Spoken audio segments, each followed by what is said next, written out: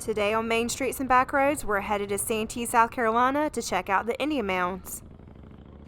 I think we're stuck. Or the bottom of the car. What the heck? So in today's episode of Main Streets and Back Roads, Jennifer and I are followed up by our buddy Fat Puppy. Howdy. We'll put a link to his channel. He's got a really cool YouTube channel as well. Today we're at the Santee Indian Mound, someplace I've never been.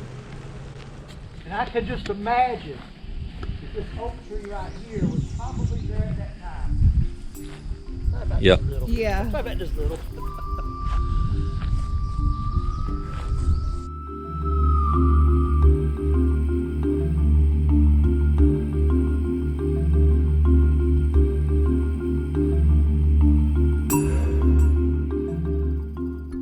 Imagine this area as nomadic Paleo-Indian hunters and gatherers might have seen it 10 to 12,000 years ago.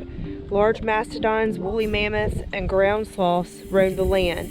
When Santee Indians established their village here around 1200 to 1400 AD, it overlooked an oxbow lake and forested wetlands.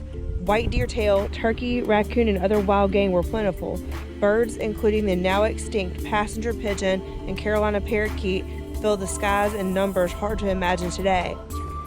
We are standing on what was once sacred ceremonial ground for Santees. This Santee Indian Mound and temple platform were built over many generations. Its pyramid-shaped rose higher and higher with the death of successful village chiefs. Each was buried in the mound, often with pottery, beads, and other treasures, then covered with earth.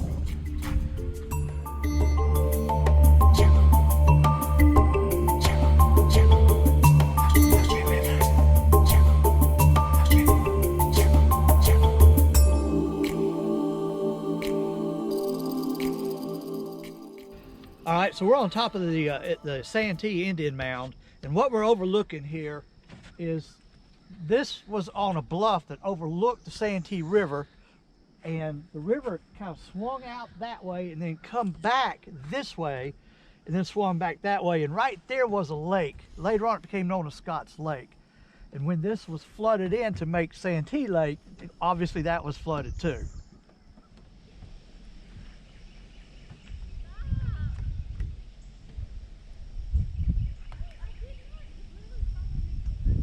See the interstate's right there.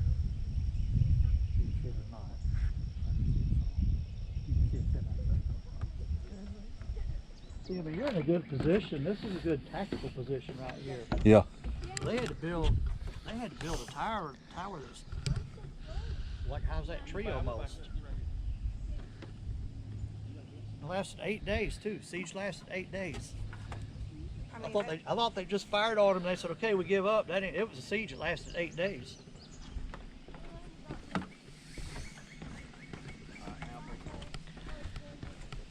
8 days is a long time when you're fighting somebody. It is, yeah. Keep your eyes open, you'll get shot, and you're thinking, dang, I'm gonna get hungry.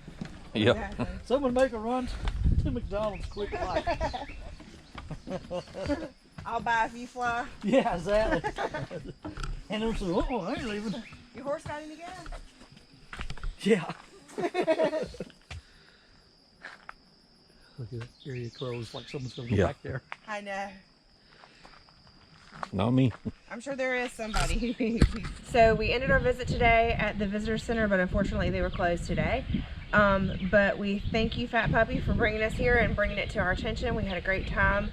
We were able to see a lot of wildlife, including some birds, and we did not see any alligators, thank goodness.